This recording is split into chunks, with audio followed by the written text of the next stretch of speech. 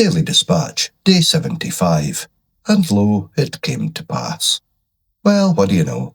Our prediction was bang on, and the dopamine began to flow freely on day 74. We had hypothesized this weeks ago that the neurocognitive repair would follow the same timeline as it did with alcohol back in December. This means the tile principle has held. Irrespective of what caused the damage, it takes the same amount of time to repair.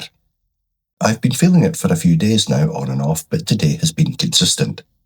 Creativity and engagement are at their highest level since cessation began.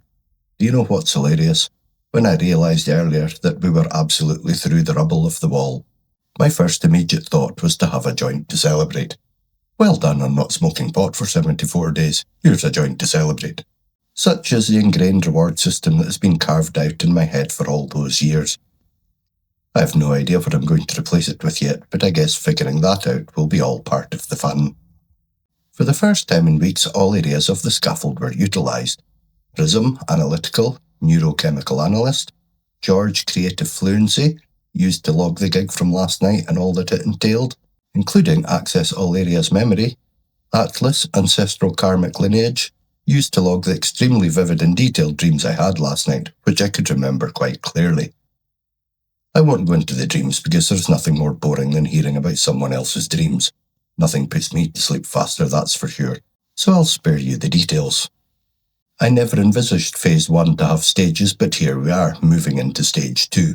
I have absolutely no idea what might be in front of me now.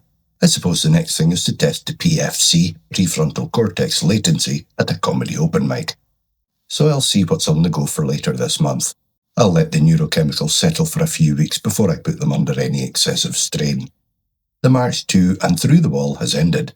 It's been replaced by a more cautious, one step at a time progress.